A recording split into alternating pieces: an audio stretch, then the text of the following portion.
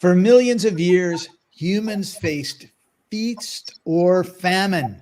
Our bodies were designed to survive those years of famine. But what happens when a society defeats the specter of starvation? We're going to be dealing with that right after this.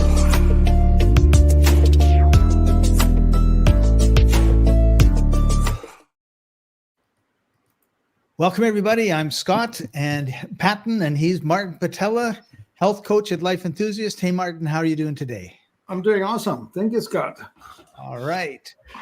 Okay, well, life is about survival. There are times of abundant food, and there are times when there is little food. And that really has been how we have survived for millions of years. But before we get into that and fixing your metabolism, we want to start with this piece of advice. Stop taking bad advice. People tell you things with no understanding of basic bodily functions, nor our uniqueness. And this is why the banana fad diet worked for some people and the pineapple fad diet worked for others. And we talk about it all the time. And most advice you get is one size fits all. And I have a little piece here that I'm going to put in front of both of us, and we'll probably get half blocked out. And this is something I saw 3 days ago, and I thought, here's probably somebody who is a sweetheart. They have the best of intentions, and if you listen to this advice, you may be okay or you may not. And I'm going to read it out for those of us that are listening, you that are listening on the podcast. The 5 deadliest things about our diet are inadequate fruit intake, not enough fruit, not enough whole grains, not enough vegetables, too much salt, and not enough nuts and seeds. And so I sent this to Martin and I said, what do you think? And he thought what I thought. So Martin, I'm going to turn it over to you. Well, you know, this was written by a militant vegetarian, right? Perhaps a vegan. A fringe minority of vegetarians. Well, let me put it this way. Any virtue taken to its extreme becomes a vice.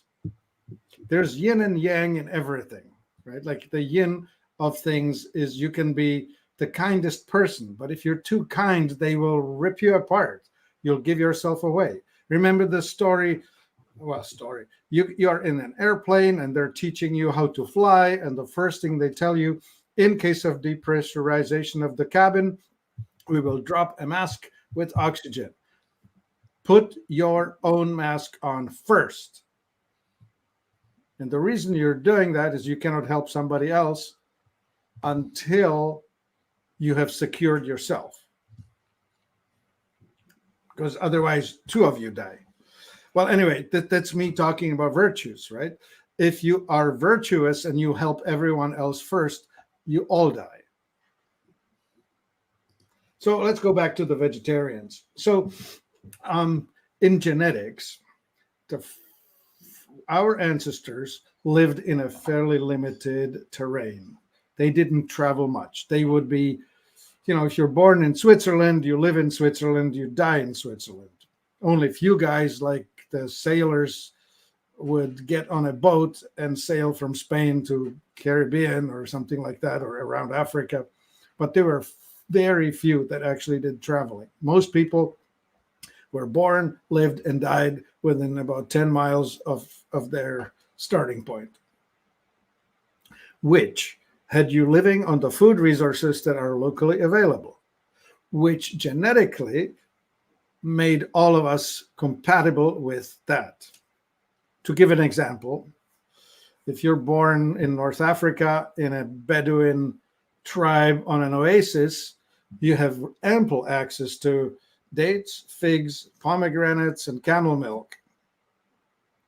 Very starchy, sugary things. If you live in, say the Switzerland I mentioned, you're going to be fed rye bread, aged cheese, sauerkraut. On Sunday, they will kill the chicken, and in February, in the middle of the winter, they'll butcher the pig. And they will treat the cow with respect and keep it for many years because it gives milk. And if you live in Norway, 60 degrees north, your growing season now is compressed into about 90 days. And the other part of the year, you're depending on animal food. You'll be eating cod, salmon, reindeer, maybe some sauerkraut that you put away for the long months of winter, but that's about it.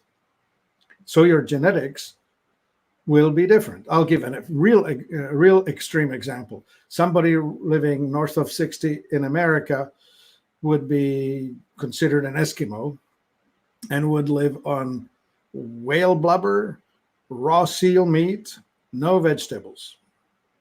That's it. That's the diet. Raw seal meat, Arctic char, fish they get out of the sea, and whale blubber because they would hunt for whale. That's it. All animal food, no vegetarianism. Forget about it. No vegetables. So where does this leave us? It leaves us making a statement. The genetics of your ancestors predetermine what you're going to be eating, because if you try to take an Eskimo down to Florida and feed him oranges, you'll kill him. Just as surely as you'll kill the Bedouin that you move up to north and try to feed him the raw seal meat. End of rant. That's a good one.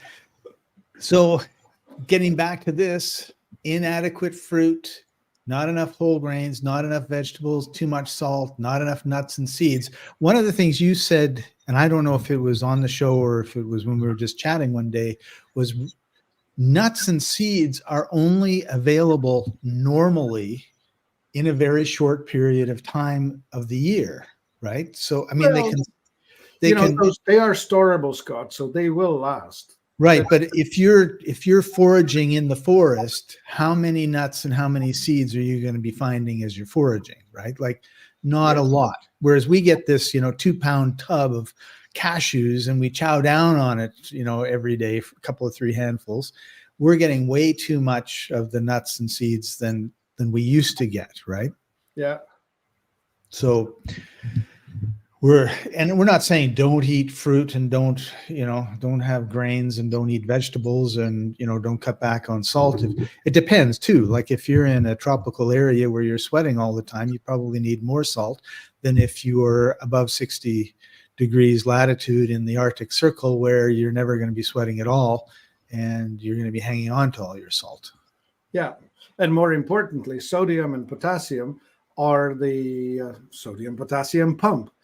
At the cellular level, the more protein you eat, the more salt you need, because salt is facilitating the getting nutrients in, toxins out. So the protein-rich diet has indeed a greater demand on this movement, and so you do need to have more salt. A vegetarian that eats lots of fruit and lots of seeds is going to do just fine on low sodium diet. They said it right there in that meme, whatever you call that. Right. Which is great. Okay. So if your genetics are tropical, if your ancestors lived in a very warm country where there is lots of fresh fruits and vegetables year around, then this is the ideal diet. Right. And if they didn't, it might not be that ideal. And that's one of the things we talk about a lot is metabolic typing. So and the problem with these sort of memes is people look and say, yeah, like, okay, that makes sense. And then they'll try and live it. And then they'll wonder why they're not feeling good, which of course is the test. The litmus test is if you've been eating fruits and vegetables and grains and nothing else for the last 5 years and you are sick all the time, probably on the wrong diet. I'll throw some examples in. In my 20s, I started practicing yoga and I started reading the literature, and it was like a yogi is a vegetarian and practice the ahimsa, which is the non-violence or harmlessness is actually the translation. And so I subscribed to that. I really wanted to do that. And so I went first vegetarian, then full on vegan. And it didn't take too long before I was actually quite sickly. I wasn't doing well because my background is Central European and living 50 degrees north. So then I finally realized the practice was developed in India. And India, for the most part, is tropical or subtropical with loads of vegetarian type of food available year round. It's darn easy to be a vegetarian if you have the Indian genetics. Or genetics? How do you pronounce it right? Genetics. Yeah. Here's where my original Czech their brain betrayed me. So we have a question, and I think it's an excellent one. It's from Jocode. What's the best way to determine one's individual diet for best energy and metabolism? Which, of course, is where we were going with this whole show. Yeah. But might as well deal with this part. I may as well answer that. So before I answer that, I want to give you the example that was rattling in the back of my head, which was this. Steve Jobs, the famous CEO of Apple Computers and Pixar and other things. He pretty much killed himself by being a fruitarian in his young years, right? He totally killed off his liver and his pancreas. And he died of cancer of the pancreas, famously, after having had a liver transplant and other things. And the reason it failed is this. Fructose is the sugar that's most present in the fruit that he was eating as a fruitarian. And fructose, well, I'll say it differently. Glucose is the single unit of energy that we are readily operating on. And glucose comes to us from starch. Starch being Rice, potatoes. Those are them. Starch is from rice, potatoes, and the likes. And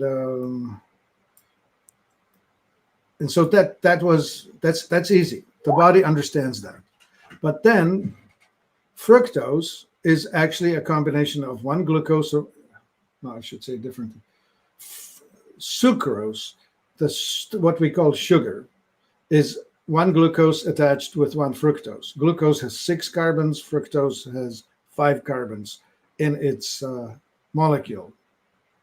And glucose is readily digestible, fructose is not.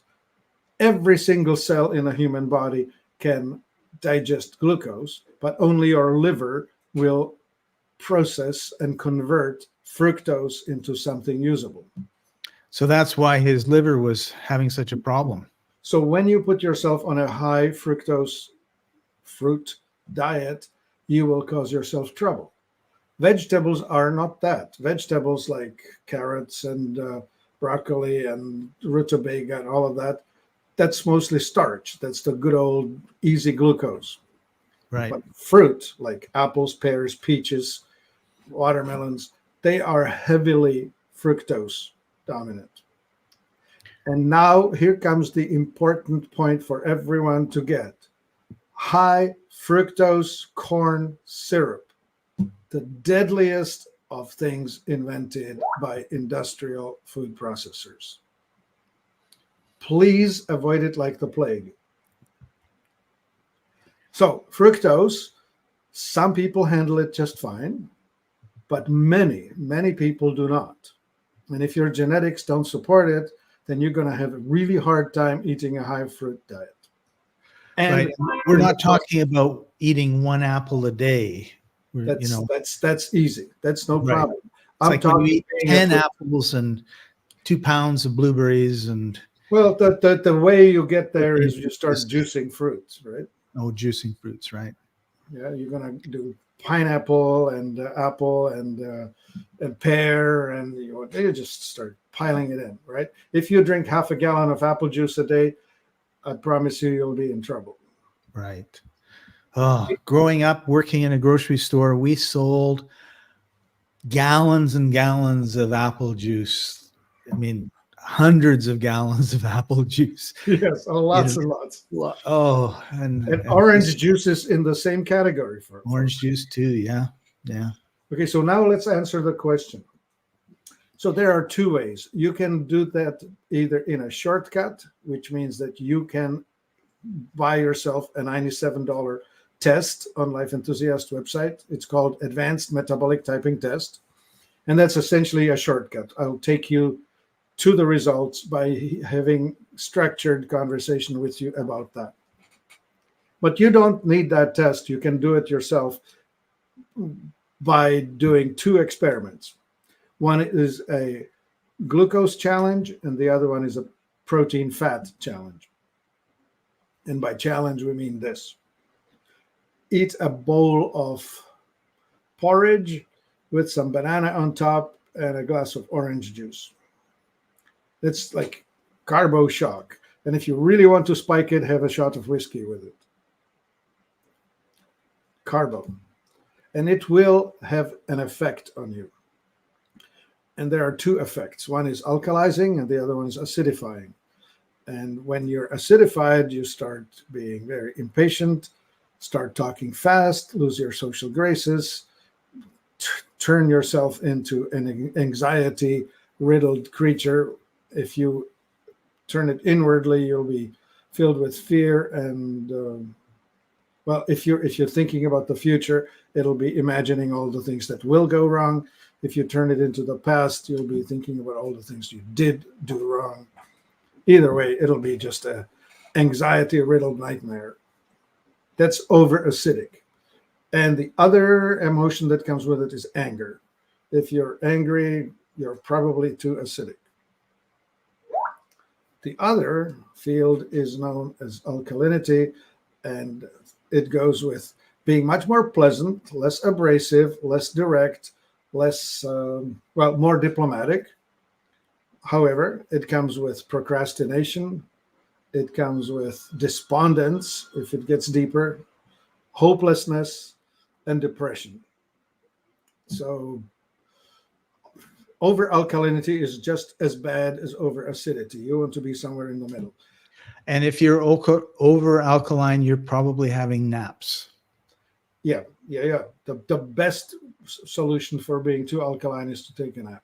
Yeah, because that happens to me when I have the wrong lunch. And of course, this is a stereotype, right? Of people that have lunch and then they're no good for the afternoon.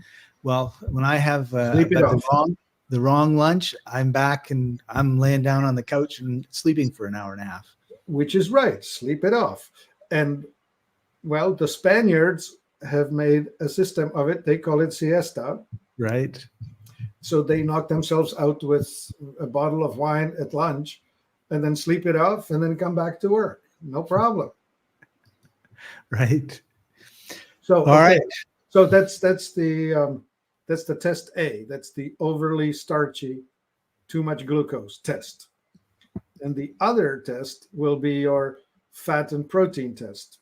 So that would be, you can make a salad, which is neutral, and then pour a bunch of olive oil on it.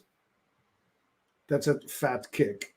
You can take just a spoonful straight of coconut oil and lick it off the spoon. Just another fat hit. Or, I don't know, an omelet. 2 eggs swimming in fat. Eat that. Deviled eggs with mayo, with drizzled olive oil on top of it, something like that. You can eat it on celery sticks or something like that if you want. But that thing will provide you with a kick of protein and fat. So now we have 2 extremes. A lot of starch and a lot of fat and protein. And one will kick you toward alkalinity and the other one toward acidity. And they will be each other's opposites. And once you've figured it out, then you know what you want to do. You want to find a balance. Some of us need to alkalize because we are waking up too acidic. Others need to acidify because we wake up too alkaline. And both Scott and I are each other's opposites. I wake up acidic. I really have to work on not being abrasive and short-tempered and miserable. Scott, on the other hand, I wake up and I don't want to get out of bed. Yeah, Scott wakes up and he's a wonderful guy, but he doesn't get stuff done until he brings himself to, I want to get stuff done. Right. Which And is Scott, hours. Yeah, and for Scott, the antidote to being too lazy is fat. Right. For me, the antidote for being not too unpleasant to others is starch. So for me, actually, I was going to say, Martin, the good news about this is once you understand it and you know your types, like if you have a spouse and you both know, and then like the spouse is not doing anything and just hanging around, like, you know, you need to have something that's going to make you acidic here, or they're complaining and miserable and picking at everything. Like you need to have something to make you alkaline, as opposed to just thinking, well, they're just being miserable for no reason. She's a lazy itch. No, she's just not been fed the right starter. Right. And that applies equally to people that are miserable in the middle of the day. Yeah, like Martin's not necessarily an a-hole. He just didn't get his dose of carb yet. Right, right. And so for me, actually eating fruit is a lovely thing. First thing in the morning, and I do. Just before we started, I had a big chunk of watermelon. On the other hand, Scott, to bring himself online, he should have had, I don't know, a couple of eggs or something, a tuna sandwich, something like that. I had eggs, some avocado, and hummus. Perfection, right? And you're feeling balanced. And I feel so good after I eat it too, right? Yeah. Like I eat it, and then for hours, it's just I feel energetic and happy and healthy and all the rest of it. Yeah. So the answer to the question about how do I find out is you find out by experimenting, because this life is an experiment.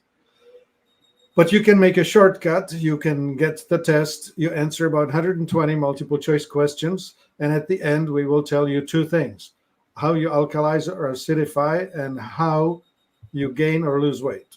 That's the other thing we didn't talk about. The metabolic dominance is the pH, and the endocrine dominance is how you gain weight or lose weight. We can help you with that, so that you don't. And we'll link to it in the comments.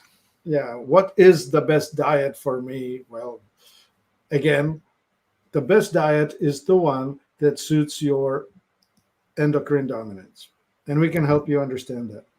Okay. So our topic today was the absolute best way to fix your metabolism. So thank you very much for that question. Yeah. And so there's a question that's coming through, which is awesome, which is, this is Jocko again.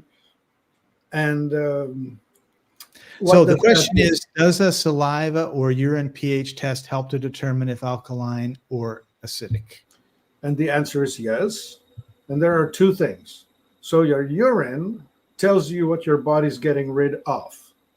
So you want to have your urine slightly acidic. If it's really, really acidic, you're dumping too much acid. If it's alkaline, then you're dumping alkaline minerals. Your saliva needs to be checked first thing in the morning before you eat stuff. So rinse your mouth with water, and then maybe chew on your tongue a little bit like that, and then stick the pH strip in your mouth, get it on your saliva, and that will tell you what the internal pH is of your interstitial or lymphatic fluids. And you want to do that first thing in the morning before you start thinking about food. Because I can tell you, if you start thinking about lemons, you know, like visualize this, cut a lemon nice in two halves, bring it now to your mouth, and just think about what it feels like to be sucking on a lemon. Now, as I'm telling you, my mouth is filling with my saliva, which it wasn't a moment ago. And your body will react to what you're imagining in your head. So you want to do this test before you start. And the objective is the following. You want to be somewhat alkaline, above 6.8 in your morning saliva. And you want to be a little bit acidic with your urine, which would be about 6.5, 6.6. That's the ideal middle. So if you're outside of those ranges, more alkaline as in 7.5 or something, or more acidic like 5.5, those will indicate problems, and you need to adjust that. And we can adjust that with food, and we can adjust that with supplements. Now, to speak about supplements, so we have a supplement called bicarbonate, which is bicarb, as in bicarbonate. The most famous of them being sodium bicarbonate, which is baking soda. Now, you need to understand that if you just swallow or drink baking soda, you're going to alkalize your stomach, which is not desirable. Right. Your stomach should be acidic.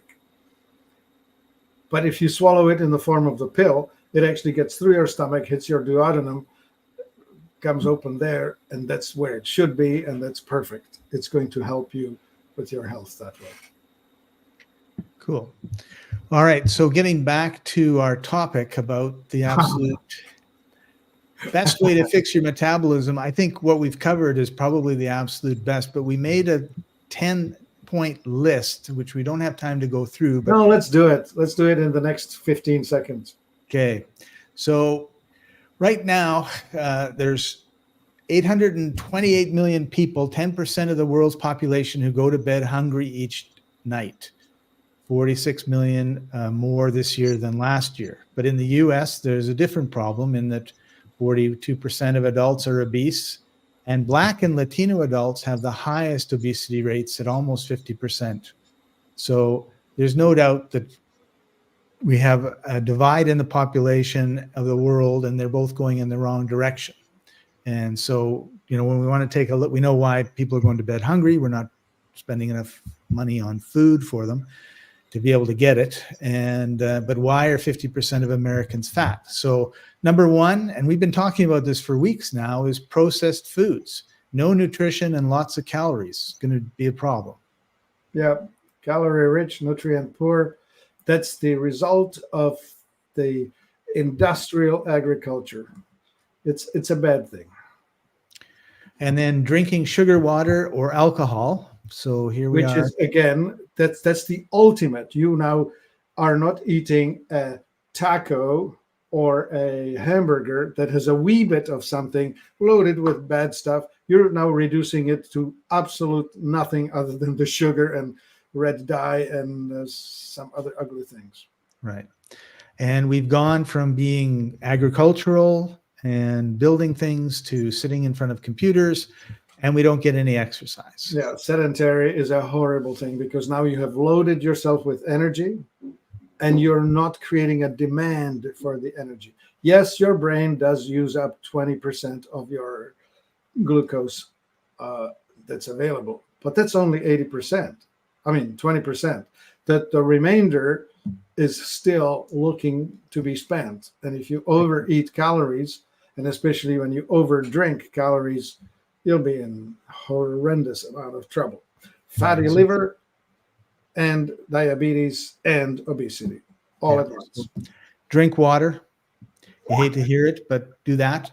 And when it comes to exercise, like, make a plan, right? Like if you want to go to the gym with an accountability partner, with somebody else that wants to do that, because you're more likely to go if someone's waiting for you to go. The other thing is, like, I travel a lot. I'm right now in Florence, Italy, and I got out my Google Maps and I said, where is something that's 2 kilometers away that I could walk to? And so I walk every day 2 kilometers to a certain place, and there's so many little streets that I keep going down different streets, and then I walk back, and that's my 4 kilometer walk. I want to do it twice a day, but so far I've only been able to do it once. But you make some sort of decision, right? Well, it's when I go shopping, I'm going to park at the far end of the shopping the parking lot, and walk all that way to the store. Or I'm going to go and I really like this river. I'm going to walk along the river, and this is how far I'm going to go.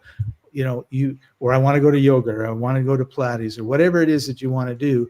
And then you just make the time to do it. Like, you can't just say, well, I should exercise. No, what exercise do you like doing? And then what can you do to make sure that you're doing it, right? Which is really setting a goal and telling your subconscious, this is what you want to do. Every day this week, I've been getting up and I've been doing that 2-kilometer walk. I actually go to a juice place that makes fresh, cold pressed juice with turmeric and ginger in it. And I have that. And then they have this egg avocado on hummus thing. And so that's my goal. I go there, I get a reward. Now I got to go home. And I refuse to take a taxi. So I end up walking home. So no exercise, number 3. Number 4, seed oils. Oh, man. Yeah, that's again the industrial agriculture. You see, what they've started doing is they started growing things like rapeseed, or also known as canola, and then the safflower, sunflower, and all of the other popular seed oils. They're easy to make oils out of, but the oils have been deodorized, refined, heat treated, all manner of trouble. They're super rich in omega-6s and not rich enough in omega-3s, which causes problems in our digestion. Yeah. So if you see something in a clear plastic bottle that can sit for years on the shelf and it's an oil you probably shouldn't be consuming. Yep. And then we have the toxic environment, because one of the purposes of fat is to protect you from toxins that would harm you. So all of a sudden you've got some toxic material in your body and the fat goes around it to protect you. There's very little, I was going to say refrigeration. There's very little blood flows. Like, I have a pile of fat on my hip and I go have a hot shower and I'm under the hot shower and I put my hand on my hip. It's cold. So that's because there's no circulation. That's right. And fat has no blood supply. Stay away, right? Yeah. Well, yeah, fat is there to store toxins, but you need to think from the outside in. Industrial age produces a lot of toxic things. These toxic things can be in the air, in your water, on your food, in your cosmetics, in your laundry powder. It can be the flooring, the furniture, the car, all kinds of things that you have. And these are either heavy metals or volatile organic compounds, such as Teflon or other PFOAs, or what are they? The BPA that is used to treat plastic, or rocket fuel that's raining upon us, glyphosate on your food, blah, blah, blah. Right. All that stuff. Make sure you eliminate as much of it as possible, because it's destroying the health. Yeah, and it's also destroying the rest of the environment, not just your internal environment. Oh, yeah, it's killing our cows and the crocodiles just as surely as it's killing us. Right. And the good news is if you've got a bunch of toxins stuck in your body, we have products like fulvic acid and humic acid that can get in and safely remove those things from your body. So when we've talked about those in previous episodes, and if you go to the Life Enthusiast YouTube channel, we've gone into great detail on a lot of those types of products. Number 6 is stress, because, hey, when you're stressed out, you get either thin or fat, depending on how your body reacts to it. Yeah. And stress is really kind of a misnomer. You always have inputs. Stuff happens around you all the time. It's how you interpret it, how you react. It's not what happens, it's what you do in reaction to the input. So to somebody, popping sound from outside is, oh, the kids are playing with fireworks. To another person, it's going to be, oh my God, the war has started. I don't know. It could be either, right? But the point is that how you interpret what's coming in is great. And so it's really good that you train your brain to respond rather than to react. And respond is a choice. You evaluate the inputs and you choose the relaxed response rather than the over the top reaction. Yeah. And some people, when they have stress, they don't eat. And other people, when they have stress, they eat more. I'm a person, if I'm under a bit of stress, I look for a donut. I have a friend whose father's very ill, and the mother is trying to deal with this. And she's gone from 90 pounds to 75 pounds in the last 2 years. So Poor thing. Right. yeah, So her stress response is not eating. Yeah. don't look. I say you got to look after yourself, and she says, "Oh, I got to look after my husband." Number 7, eating the wrong. It's the airplane thing, right? Yeah, the oxygen mask. Yeah, eating the wrong foods for your body type, metabolic typing, which is what Right. we talked a lot about at the beginning. Yeah. So regardless how healthy the ingredients are, if you combine them incorrectly, you will still end up with a bad result. That's a great way of putting it. Oh, I'm eating really good food. Yeah, but it's the wrong really good food. Wrong combinations. Yeah. Wrong combination. Glycemic index, you talked a little bit about that too when we were Right. talking about sugar. Yeah. Glycemic as in glucose. Glucose is 100. Rice, potato, and wheat is right at 100. Sugar, as in sucrose, is at 70. But HFCS, high fructose corn syrup, is at 87. It's dangerously ugly. So the lower, the worse.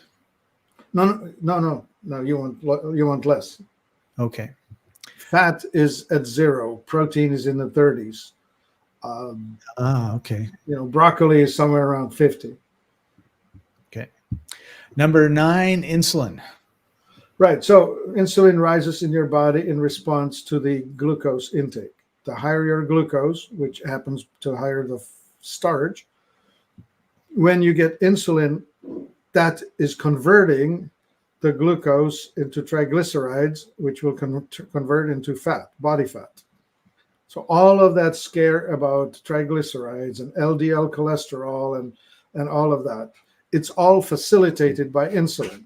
But insulin is doing many other things. It's causing a lot of health problems long term. So having high levels of insulin is not a good thing. And that's why people who are injecting insulin on a regular basis have a shortened lifespan. Right.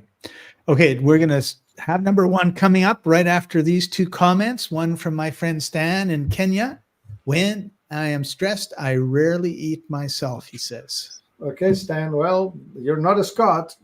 No, but that's right. You're not a Martin. Martin, when stressed, is looking for food, something to pacify. I need a pacifier. That's what I need. But I'm too grown up to put a pacifier in my mouth. But that would probably be the right strategy. Right. So, but this is an interesting question, right? Like, it's like you have a signal, you have information. I'm overstressed. Now I'm overstressed and I don't eat like Stan and I waste away. So that's not good. So is there, like, what can Stan do to make sure that when he's stressed, and maybe it has nothing to do with eating because we're the opposite. We eat too much. It's dealing with the core issue of the stress. Yeah, you're on it, Scott. Stan needs to figure out how to meditate and how to reinterpret reality in a way that allows him to be relaxed about it, even if it's negative input. Right? Yeah, it's how you manage your mind, right? The transformational vocabulary. You're not mad as hell. You're just slightly annoyed. Right. And then our friend Jacad, I hope I say that right. How much whole Jack Odd? Jock Odd. How much whole fruit can someone safely eat? Well, if you're a fast oxidizer, you should divorce yourself from fruit altogether, because it just won't work for you well at all. So you have choices. You can have an overly ripe banana or a fairly green banana. You can have berries like strawberry, blueberry, blackberry. They are much less fruity than pears and sugary apples. With apples, you can choose those juicy sweet apples, or you can choose Granny Smith, The which tart. is more sour, but That's way true. less on that fruit index. So you And the have other part of it is balance, right? I mean, yeah, we have all these different types of foods you could eat. So you don't want to be like you were talking about Steve Jobs. You don't want to be a fruitarian and just chow down on all the fruits. blow out your pancreas in the process. So Stan has a follow-up question. Martin, what's the best Concoction. concoction to use when you have a severe cold? Oh, okay. Well, so Stan, your body's overly acidic and it's dumping stuff out of circulation. So the number one suggestion I would have is get a pound, an entire pound, half a kilo of baking soda, put it in a tub of water, bathtub. I hope you have access to a bathtub, and you take a half an hour bath loaded with baking soda in a as hot as you can stand it bath. So that's to try and flush out of the body all the acidity that it's now coming through or coming out. The other thing is prevention. You need to find some way to not become so acidic that the body is going to be running what we call the cold. The cold really is a cellular response in your body that is dumping toxicity from now your top side. It's coming out of your nose and mouth and possibly the other way too. So the response to that is do the most alkalizing things. So that would be topical magnesium and orally chlorophyll. So that would be chlorella, spirulina, alfalfa, all the green things, green juices, barley grass juice or something like that. Those would be most alkalizing and stopping that process or accelerating the process. You really want to shorten your cold from 10 days to 3. Right. And what about something like a sauna? Awesome. Sweating. Yeah. See, he's in Kenya, and I believe he's still in Mombasa. Yeah. I'm going to be coming down that way soon, Stan. Okay, And take a swim in the ocean if you're by the shore. yeah, well, he could sit on the sand at noon, and he'd be sweating. It'd be hotter than a sauna, probably. Yeah, right. Yeah. Which reminds me, actually, of I knew a hot yoga teacher, and he was in Langley, British Columbia, which Martin and I both know where that is. And it was summertime, and the heat, the thermometer thing that they had told you the temperature in the hot yoga studio and the temperature outside. The temperature in the hot yoga studio was 35 degrees Celsius. No idea what that is in Fahrenheit. About 97. Outside, how much? 97 or so. Okay. And outside was 36. So it was actually hotter outside than it was in the studio. Yeah. Yeah. The famous hot yoga is supposed to be done at 105 Fahrenheit, which would be something like 40 centigrade.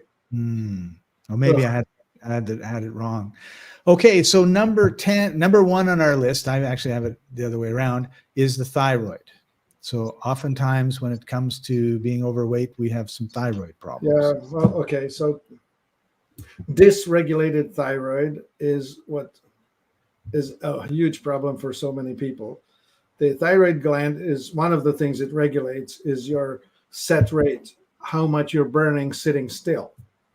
So if your thyroid is turned down, it's like the idle on your automobile, well, on the combustion engine automobile, when it's idling at too low. When you turn it up, it's idling at higher rate, which means you're burning more fuel. And that's what you want in the case of thyroid. So people who have low functioning thyroid will have cold hands, cold feet, especially in the evening, and will have puffy eyelids when they wake up, and will have a lot more belly fat than everyone else, and will have difficulty losing it. And so the antidote to that is seaweed, iodine. Yeah, to be quick about the answer.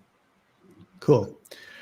All right. Well, we're coming to the end of our time. We're a little over as it is. Normally what we do, and we'll do it today because we've got quite a few people that are watching right now, we do we finished the show because we've covered the topic we want to talk about, but you may have questions. So if you do, put them in the comments, and when the little video plays at the end, we'll sort of sit back, relax, chat, and answer any questions that you've got. Next week, we're going to be talking about the vitamin D disaster.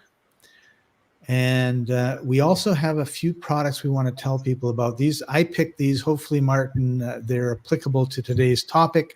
The first one was maca root. And that's awesome. Yeah, maca is one of those things that is a metabolic stimulant.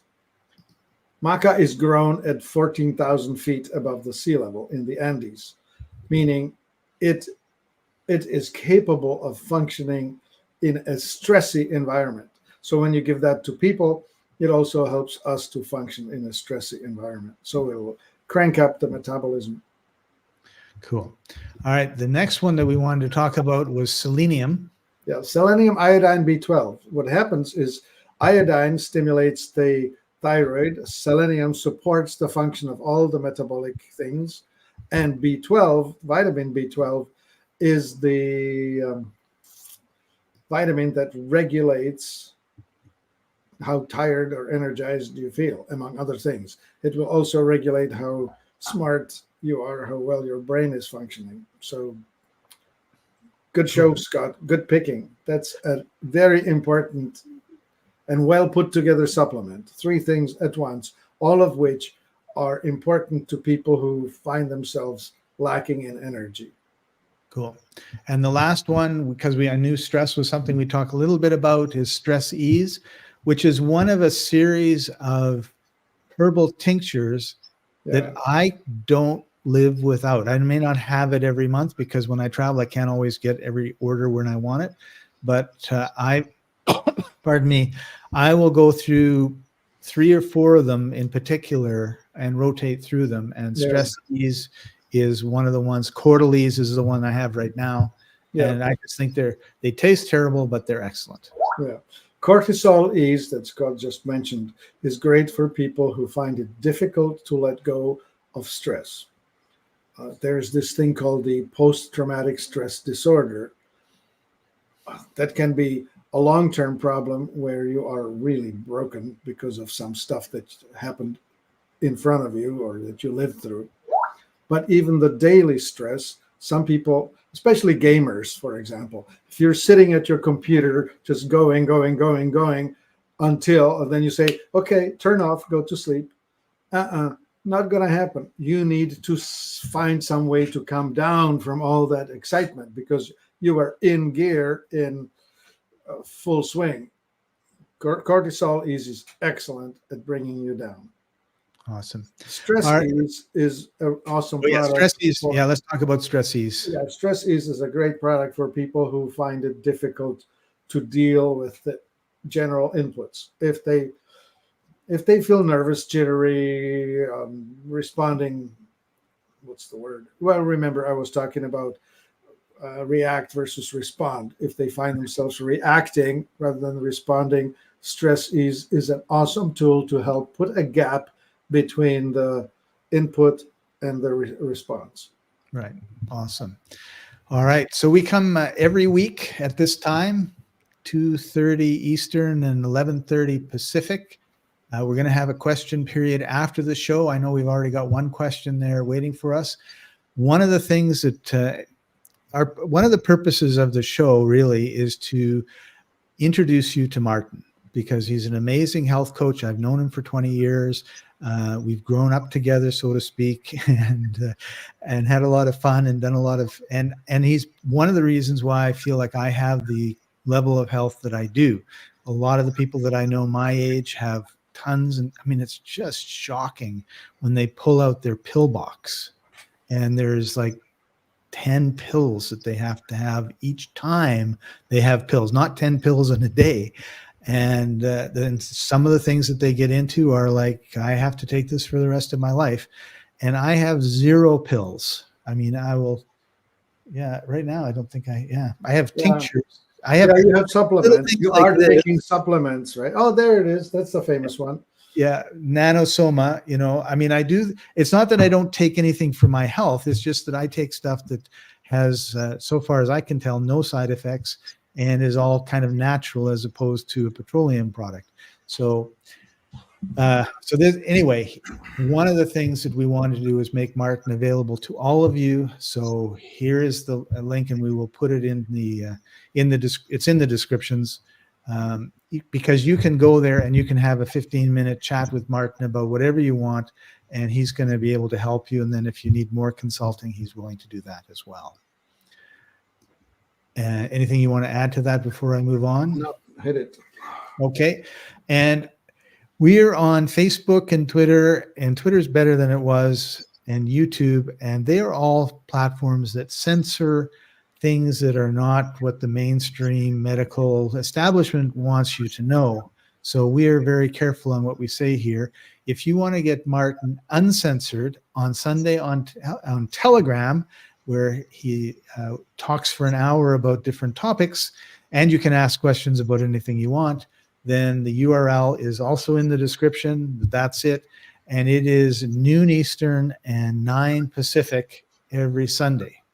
And we'll move it to some other day. Martin wants to have his Sundays off. Yeah. We'll probably have it right after this, because I really liked this one guy who he would have a live, free to everybody show, and then he would talk about what he was going to talk behind the paywall. We're not going to charge you, but on Telegram, and I thought that was really well done. So if you want us uncensored, make sure you make a note of this and keep coming. By the way, like, subscribe, hit the notification so you don't miss anything. We'd really appreciate that. Yeah, please subscribe to our channels. It really makes a difference. Yeah, and the liking and everything, commenting is really good. Next week, the vitamin D disaster. We'll be talking about that. And that's it for this show. Don't go away, though. We're going to be having our after party right after this.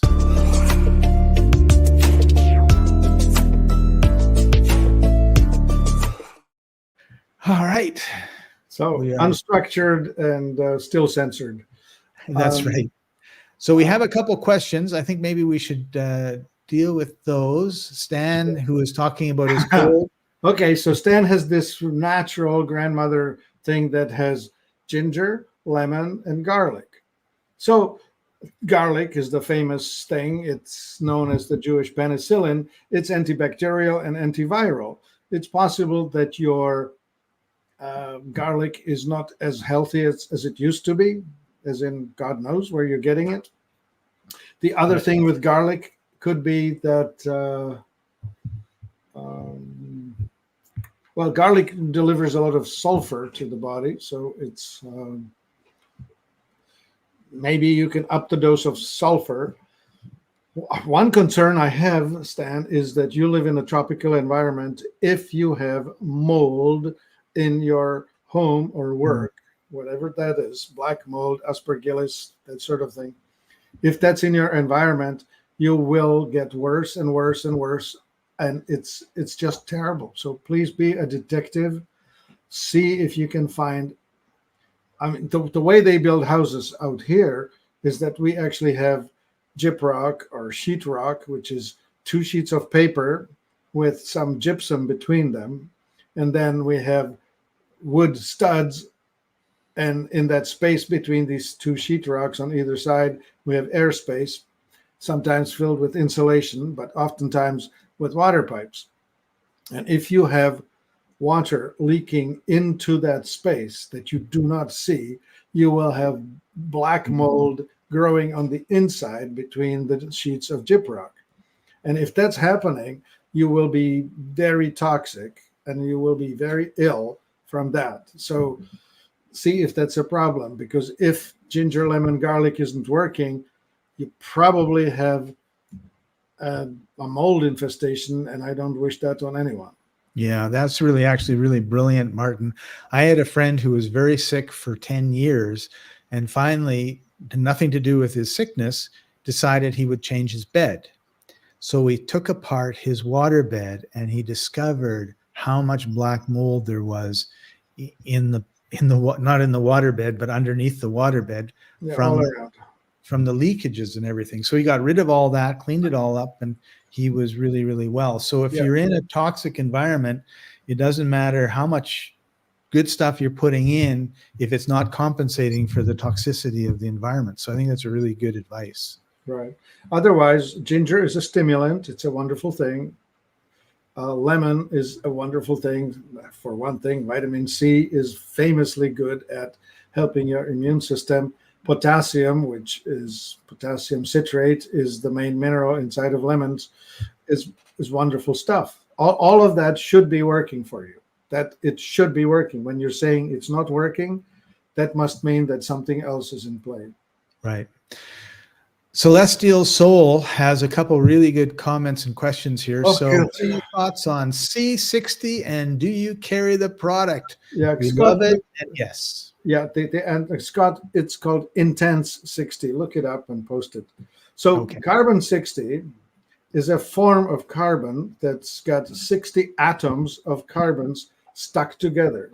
So if you could visualize a soccer ball, it's made of combinations of 6-sided and 5-sided pieces of leather. And each of those corners, well, there are 60 corners on a soccer ball. And each of those corners would have an atom of carbon. And this creates a space within. So it's like a hollow ball of carbons. And what happens a lot is that hydrogen likes to hide inside of that space. And then the electrons that are stored on the inside are actually becoming freely available, which means the following. The C60 is a universally great distributor or transporter of electrons. And electrons are the universal currency of all exchanges. Oxidation is taking away of an electron, and reduction is the giving back of the electron. And we know this as antioxidant, because aging is acidity, is stealing of the electrons. And if you don't have enough of them, then you're going to be aging faster than your expected rate of aging. So carbon 60 has been found to help with slowing down aging. The famous study had the rats living twice as long as what was expected of a normal rat. Therefore, two issues. One, you need an excellent transport of the electrons. C60 will provide that. But the second, you actually need a supply of these electrons. Carbon 60 doesn't deliver any, it just moves them efficiently. For that, you need to either do grounding, because you get electrons from direct contact with the planet, or you need to be eating foods that have been grown in the ground and they need to be raw. So this would be raw juicing, like raw carrot juice, or cucumber, celery, I don't know, whatever you like juicing, beets, apples, carrots, all of that. Or you need to be walking barefoot on moist ground. So since you're talking about juicing, I want to share my juice recipe. I love it.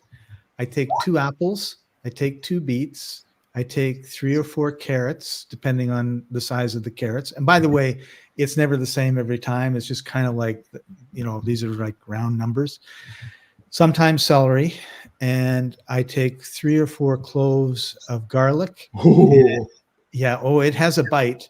And then about this much of ginger. Yeah.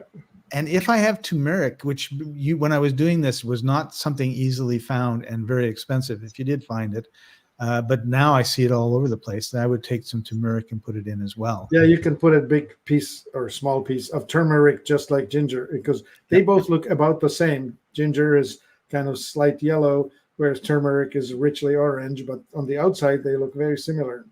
And it's a great juice. I get like an 12 ounce glass and just chug it. Well, I chug it down because the longer it's exposed to the air, the more the oxidation occurs. So, and plus, I don't want to stand around drink when I've got other things to do now that I'm pumped up. The garlic will make it hard to make it into a enjoyable experience. Yeah. So, okay. So Celestial Soul had a second part, which was, we thank you very much for this. We've been she says, I've been watching the replays on Telegram. Very helpful. I've been missing the lives. So the replays are great. Good. Well, I need questions, right? Scott and I have a calendar in mind, but we really would like to make it your show rather than my show, in the sense that I want to be relevant to what's on your mind. Yeah. So Jokad has a last question. What do you think about eating certain foods based on your blood type? Okay. The blood type, which was developed by Peter D'Adamo, is related to your blood type, which is either the O, A, B, or AB. It tells you really well what you should not eat. It doesn't discuss the combinations. It doesn't discuss what you should eat. It only tells you what you will be not good at metabolizing. So, for example, the blood type O's do badly with grain, dairy, eggs, chicken eggs. So they are the hunters, right? Blood type B, most of which are people from the Middle East, like Jews and Arabs, do badly on pork and do badly on bottom feeder fish, like shrimp and lobster. So guess what? The Old Testament, that's the shared Bible, it talks about not eating pork and not eating shrimp. That's because you don't have all the necessary equipment in your body genetically to deal well with that. Blood type A's, I think, don't do well with chicken. I'd have to look. The book is behind me here on the shelf. If I have to look it up, I can. Anyway, eating by your blood type tells you what not to eat. And it's pretty darn close. So if you did your metabolic typing with us, and if you told us what your blood type was, the results that we send you would be also telling you in a nice list what foods you probably should not even bother trying because they're just not going to work well for you. And if you're a AB like myself, then God bless you, because you cannot eat anything what A cannot eat and B cannot eat. You have the double list.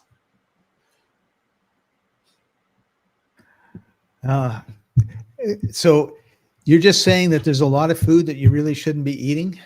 Oh, yeah. I have a pretty long list of stuff that doesn't do well. I still eat them. I just know that I need to compensate, right? Like it's not going to knock me over to eat some chicken, which is on the blood type A list. I just know that I'm going to be performing less well than if I had, for example, lamb the night before, because that is the A list, as in yes to that. I had a rack of lamb in a small town just on the side of the Swiss Alps. It was so good. So good. And then it had and of course, so here's another thing when it comes to, fixing your metabolism. Like, this meal was mouth-watering, and it had like this much, maybe this much, I don't know if I can get it there, and this thick of mashed potatoes, and the lamb was on top of it. Okay. And the mashed potatoes had garlic and other things in it. It was just delicious. But it was like 2 racks of lamb and this little bit of potato. It wouldn't even have been like, it would have been a half a potato in the United States and Canada. No more, mashed up. And then there was a couple of vegetables. And I was satisfied and full. So, eating less makes it possible. Yeah, a smaller portion is possible. The oversized portions are really only for people who do extreme physical work. Yeah. So it's like, you can get used to it. You can get used to a smaller portion, just like you can get used to eating a large portion. Right. Well, I think if there's 2 people going out for dinner, you order 1 meal. Get an extra plate. Yeah. Get an extra plate because, when I was in Colombia, that's every time I went out, I I ate half the plate, and then I took it, and I had Actually, this friend of mine took me to I think it was called like Big Daddy, and it was a small restaurant, and he expanded across the street. So you actually had two restaurants, but the same chef, cook, and everything else. And I just wanted ribs. So I love ribs. I guess I'm not from the Middle East. And so the plate was like this big, and the ribs were this big. Like they were falling over, right? And I had two ribs, and so like there's 10 left, right? So I said, I'll take it to go, right? So, and I was staying with my friend. So he and I, for 3 days, ate the ribs. Like it took us 3 days because we weren't going to we could have chowed down but that wasn't the point. The point was just eat, not hungry, great, stop. And it was 3 days for these ribs. It was just amazing. Yeah. And they were delicious. All right. So yeah, you've got to, make sure you don't eat too much. All right, so this is our after party time. If anybody has any questions, put them in the comments. We'd be happy to talk to you about them, deal with them. Want to remind everybody that we are live. Where is that?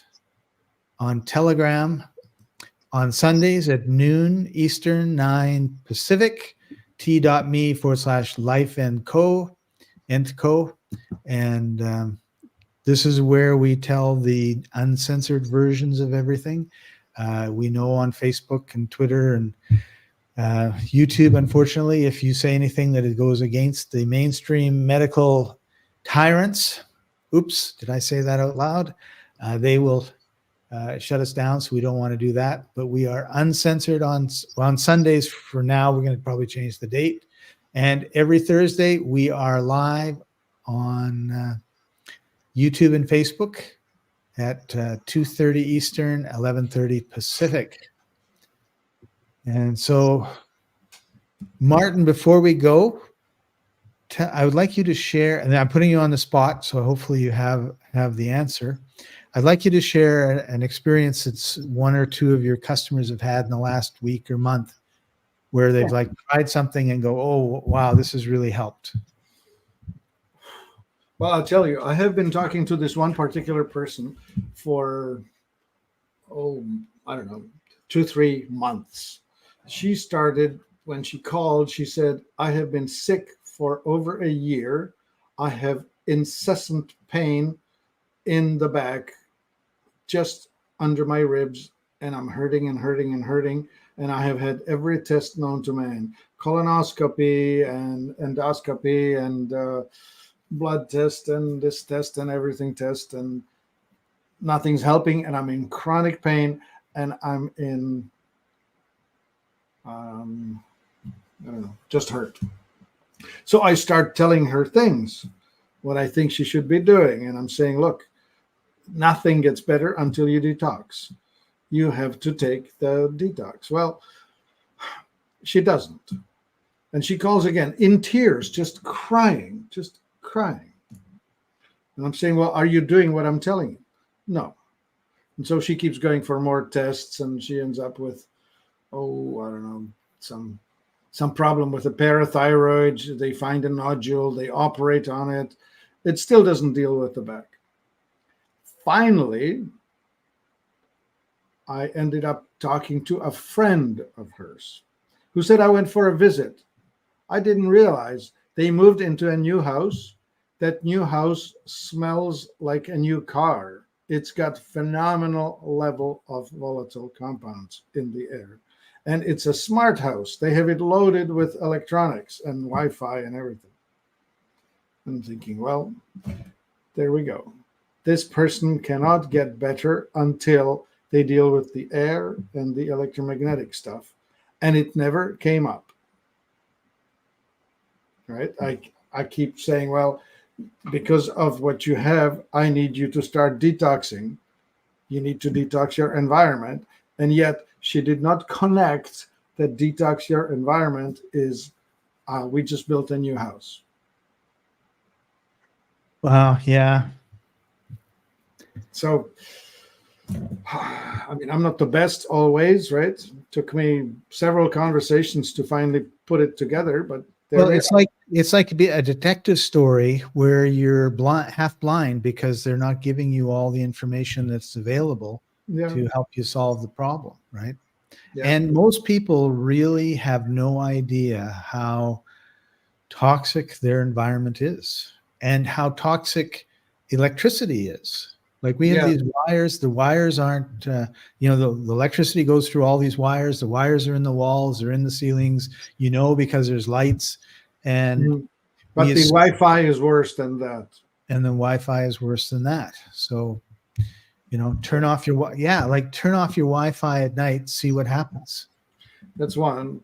Or bring one of those Blue Shield devices into your house and have it on all the time. It will mitigate the effects of the negative. Right. You have one of those portables. Do you still have it? You lost it somewhere? I don't think I ever had a portable. Oh, yes, you did. Well, then I lost it a long time ago. So I hope we're saying it right. Jaco, how toxic is RF? Well, first of all, what is RF? Radio frequencies. Okay.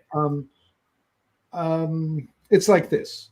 If you step out of your door to go shopping and you have to walk 3 miles,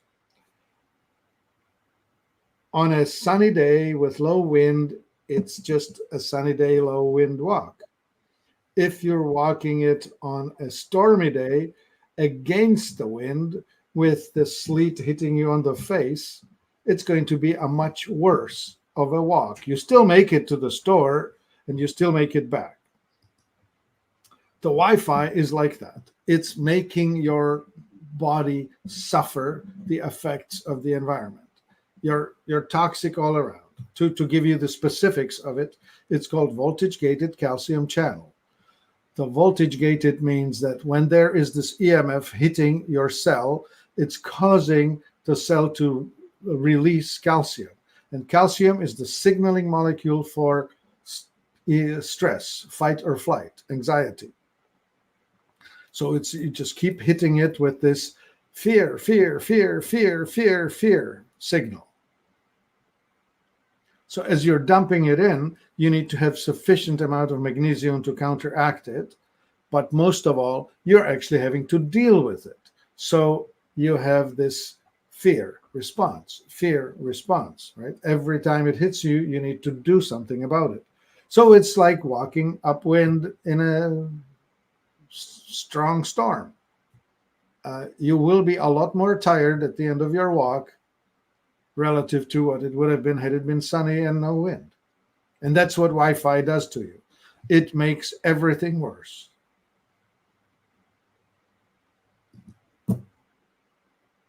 Well, that was certainly optimistic. Yeah, cheers. Well, there's this famous test. These Danish high school girls did it.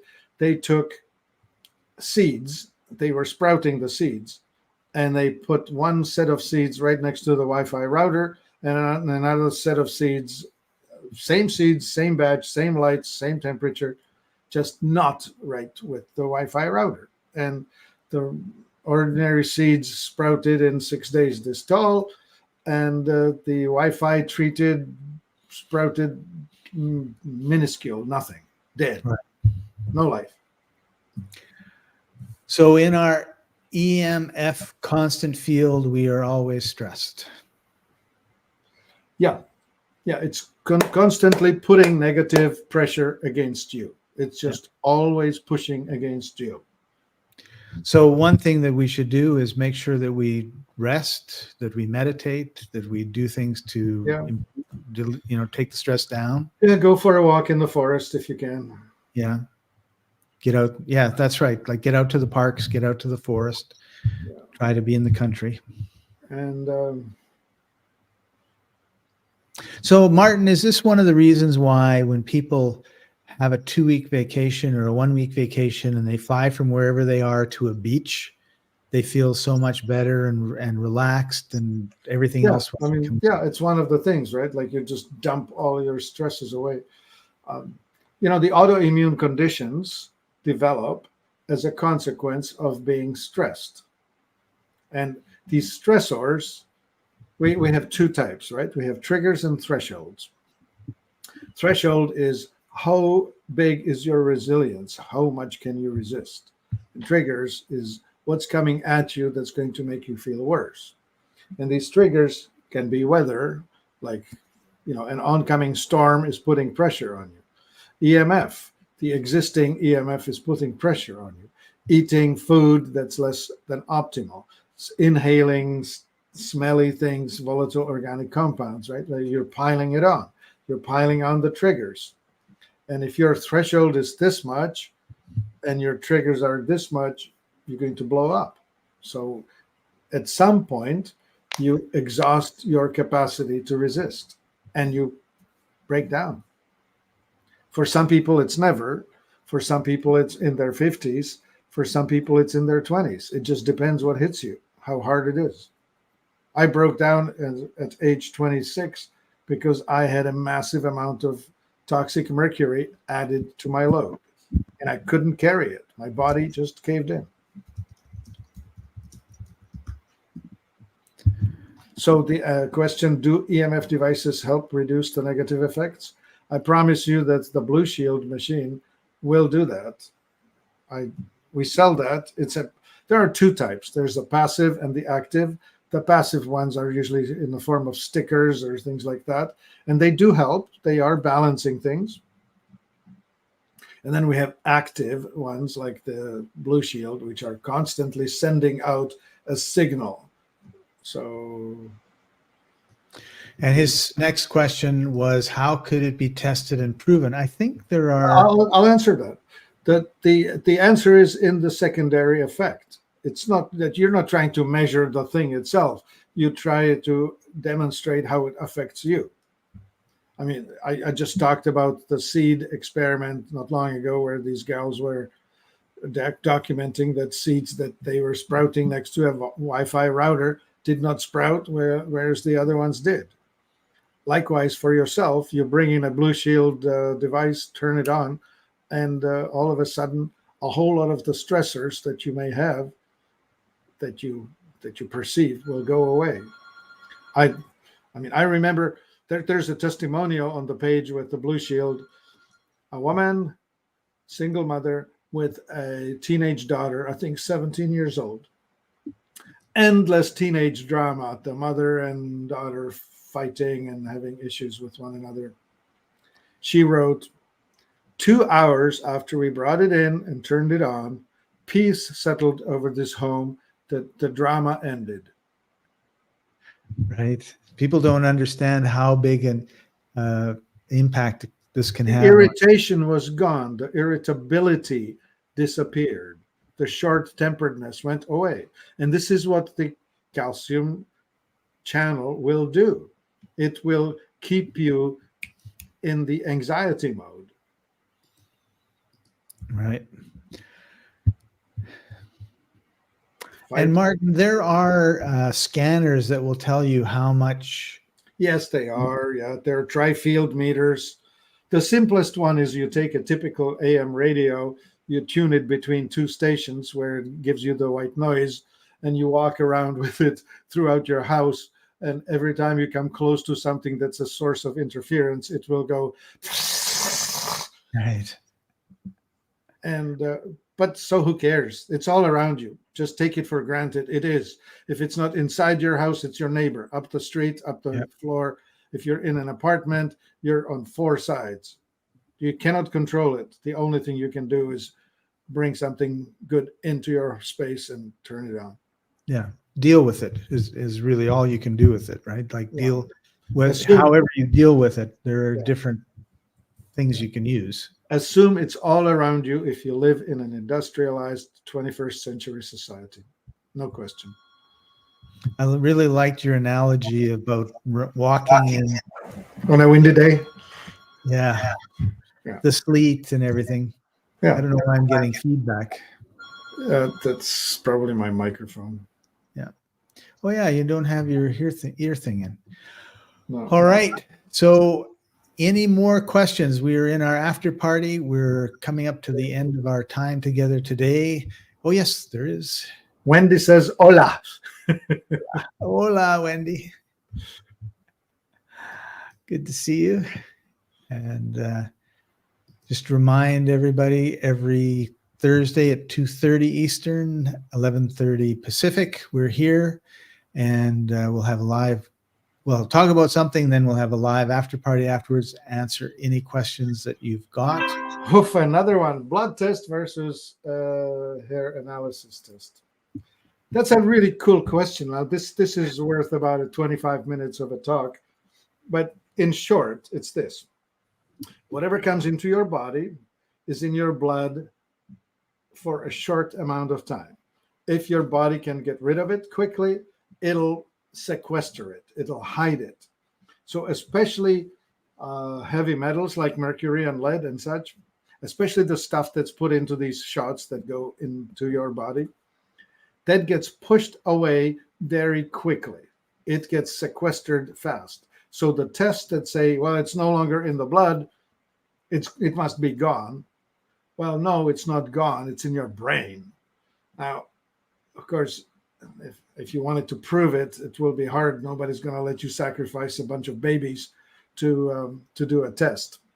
But the test was done using monkeys. This particular scientist had the injections done that were using, I think it was called Thimerosal, which is the mercury used in injections. And they proved it. It was going in the brain. So it was gone from the bloodstream quickly. Now, the hair grows slowly. It takes about 2 weeks to grow, and I don't know what, a centimeter, half an inch. So I guess maybe an inch a month. And